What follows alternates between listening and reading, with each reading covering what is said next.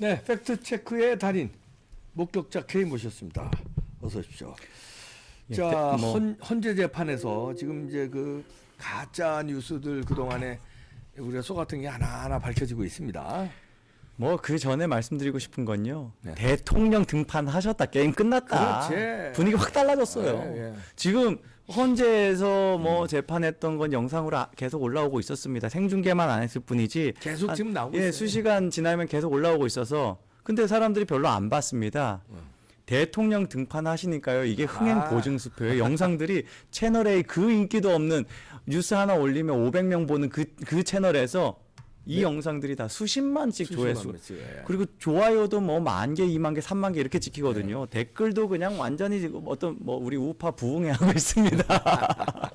대통령 육성 들으니까 맞아요. 진짜 역시 내가 믿고 지지했던 대통령 맞다. 라고 사람들이 어떻게 보면은 다시 열기가 끌어오르는 그래서 생중계를 막았구나. 그렇지. 그래서 막았던 거야. 우리 영상으로 한번 보시죠. 어제 이거 보고 우리 많은 우파 시민들 큰 위로 받았습니다. 네, 보시겠습니다.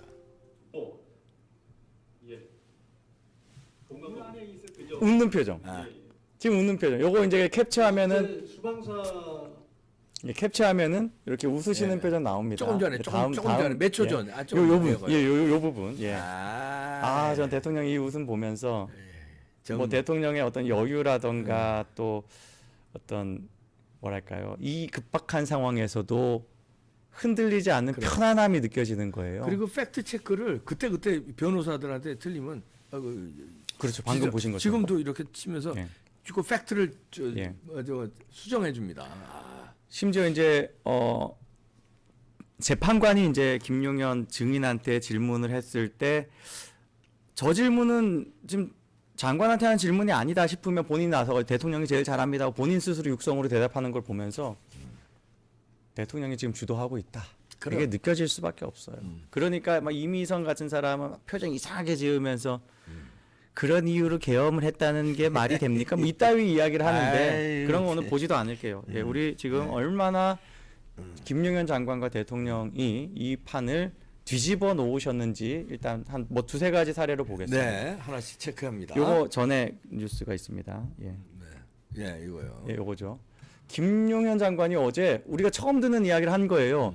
의원 끌어내라고 한 적이 없다. 요원들 요원이. 끌어내라고 한 거다라고 이야기했습니다. 그래서 저게 입증이 가능할까 사실 걱정이 됐습니다. 그러니까 증인의 증언의 신빙성도 사실은 좀 중요하잖아요.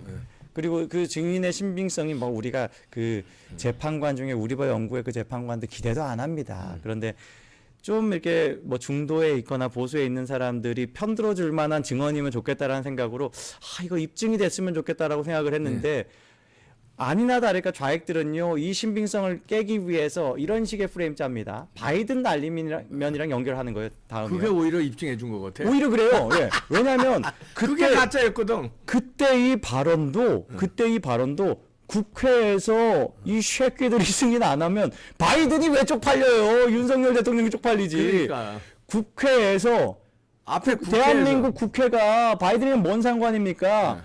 국회가 하는 거는 윤석열 대통령이 쪽팔릴 일이죠. 그래서 국회에서 지금 저때 국제 원조에 대한 어떤 그 세미나에서 윤석열 대통령 우리가 이만큼 돈을 내겠습니다라고 했기 때문에 그게 승인이 돼야지 내가 안 쪽팔리다는 맥락일 수밖에 없어요. 그러니까 다른 맥락으로 앞뒤를 봐서도 뭐 다른 맥락을 못 만듭니다. 바이든을 집어넣어 가지고는. 그리고 어떤 사람이 미국 의회를 국회라고 부릅니까? 저거는 고유명사예요. 국회와 미의회, 상원, 하원 이건 다 고유명사입니다. 그럼.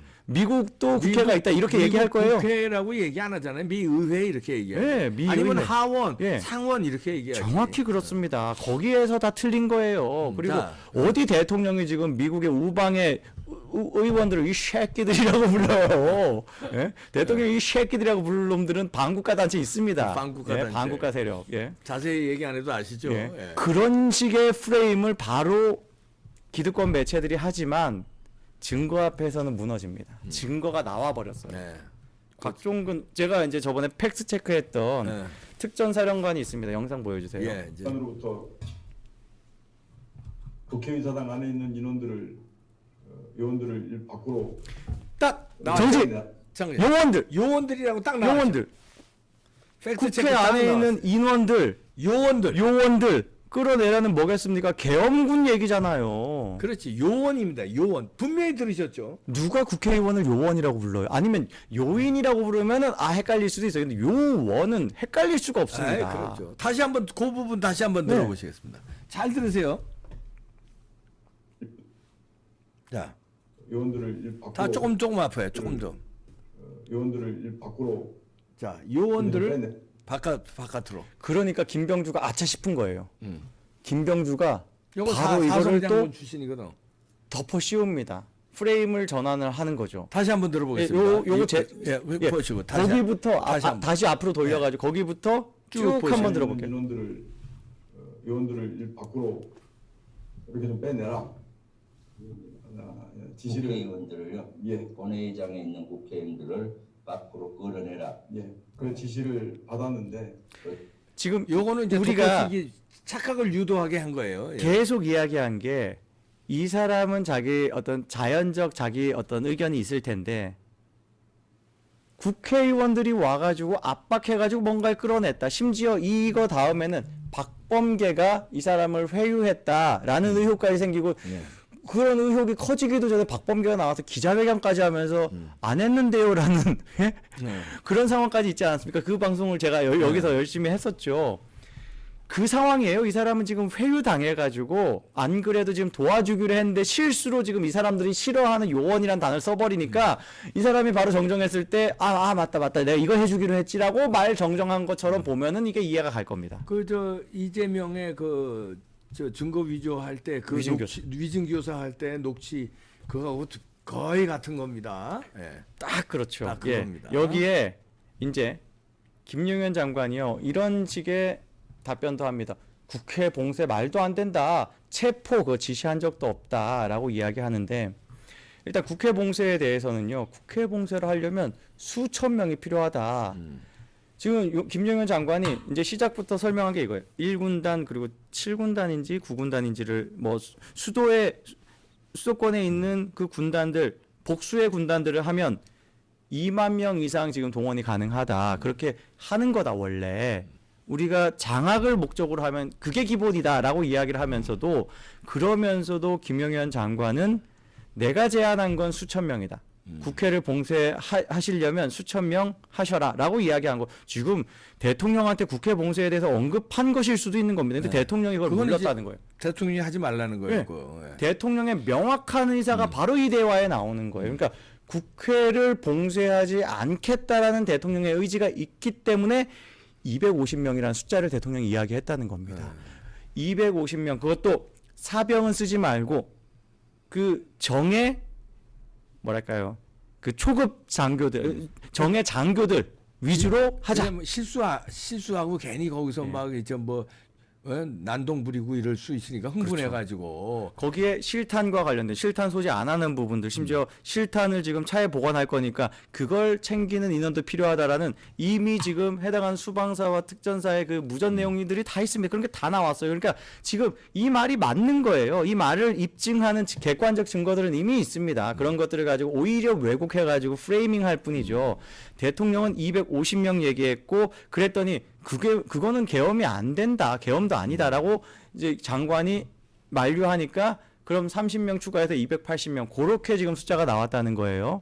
그럼 그게 진실인지 아닌지는 그날 벌어진 국회의원과 관련된 국회에서의 뭐 여러 가지 상황들을 보면 알지 않겠습니까? 다음이요. 이때 우원식이 굉장히 큰 자기 어떻게 보면 퍼포먼스를 한 거예요. 정치적으로 큰 자산이 될 만한 사진 한 장을 찍혔습니다. 네. 누가 봐도 연출이잖아요. 연출이죠. 예. 국회의장이라는 사람이. 예. 그래서 이런 사진으로 사람들이 이렇게 가기는 한 거예요. 저렇게 안 하면 잡혔겠구나. 그럼 저렇게 안 한 사람들 정문으로 들어가려는 사람들은 어떻게 됐냐? 자 다음이요. 정문에서 의원증 제시하면 들어갈 수 있었습니다. 그럼 장난 아니야. 그것도 들어왔습니다 그러잖아. 최민희가 얘기하잖아요. 예, 최민희가 이야기한 거예요. 이게 정문에서 의원증 제시하고 들어왔습니다. 아주 중요한 다 게 들여보내는데 왜 의장은 담을 넘는 퍼포먼스를 그럼요. 해? 정문으로 들어가도 되는데. 아주 중요한 게 시간입니다. 23시 31분이에요. 그 계엄하고 1시간 정도 후에요. 예. 이미 뭐 이때도 1시간 만에 이제 군이 도착했다라고 하니까 비슷한 시기 다 겹치는 거예요. 네. 군도 아무런 제재를 안 했고 지금 경찰도 제재를 안 했고 아 심지어 보좌관들도 다 들어갔잖아요. 그러니까요. 예. 심지어 유튜버들도 유튜버도 들어갔어요. 들어갔어. 그럼 뭐 근데 하는 그게 짓이- 뭔 봉쇄야? 아니 김영희 장관도 얘기했어요. 봉쇄라는 말은 저렇게 들어가면 안 되는 게 봉쇄다. 봉쇄가 안 한 거다 이런 얘기죠. 벌써 다들 지금 정문으로 오세요. 전혀 문제 없다. 길 막히는 길까지도 알려주고 있어요. 예. 심지어 도로 통제도 안 한다. 그래서 쉽게 차 몰고 왔다. 뭐 이런 그렇죠. 이야기.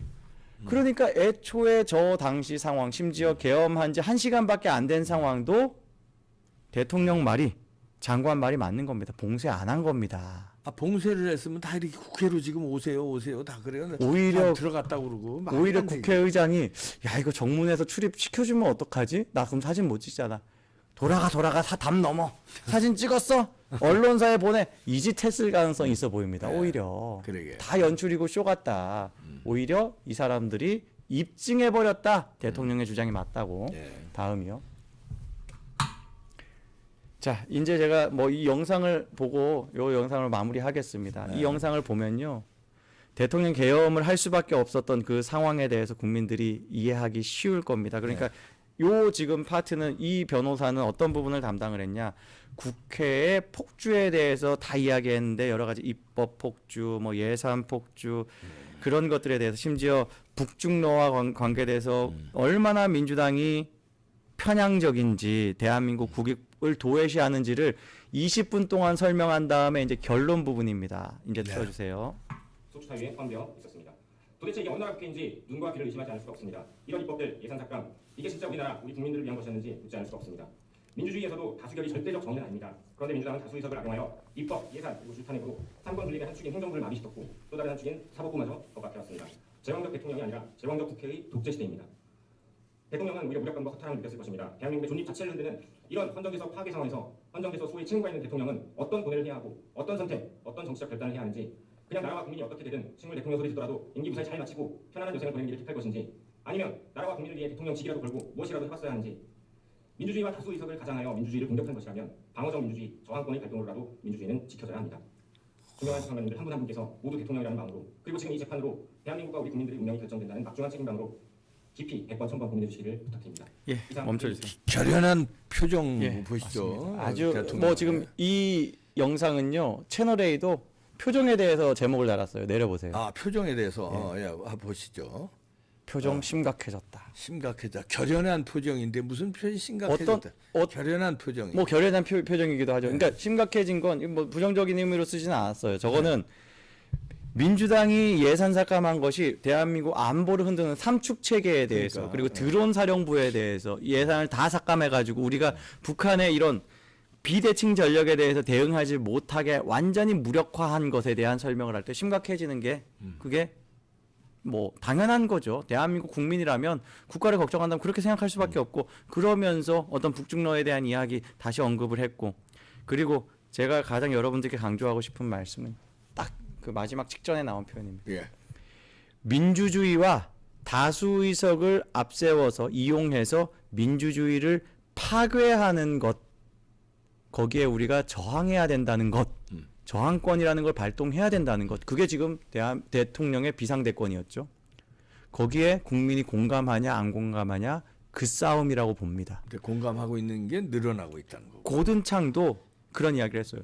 민주당은 민주주의를 가지고 민주주의를 죽이고 있다라는 표현을 한 적이 있거든요. 그런 표현들 아주 유사한 표현으로서 민주당의 실체에 대해서 국민들이 쉽게 공감할 만한 표현으로서 지금 헌재에서 잘 싸우고 있습니다. 네, 다수당의 횡포인데 그 다수당을 국민이 만들어준 게 아니라 부정선거로 만들었다는데 그게 문제라는 거예요. 들여다봐요. 국민이 만들어서도 다수당이 법을 외면하고 폭거를 해서는 안 되는데 국민이 만들어준 다수당이 아니라 근본서부터 부정선거로 저들이 탈취한 권력이라는 얘기죠. 그래서 어제 그 장면 하나 그냥 보죠. 예, 제가 아까 이미선 얼굴 안 보고 싶었는데 지금 말씀하셨으니까 봐야 되나요? 예, 예. 봐야 됩니다. 봅시다 그럼. 예. 예. 이미선 자, 얼굴 이미선이 보기 방금 싫은데. 보낸 캡처입니다. 네.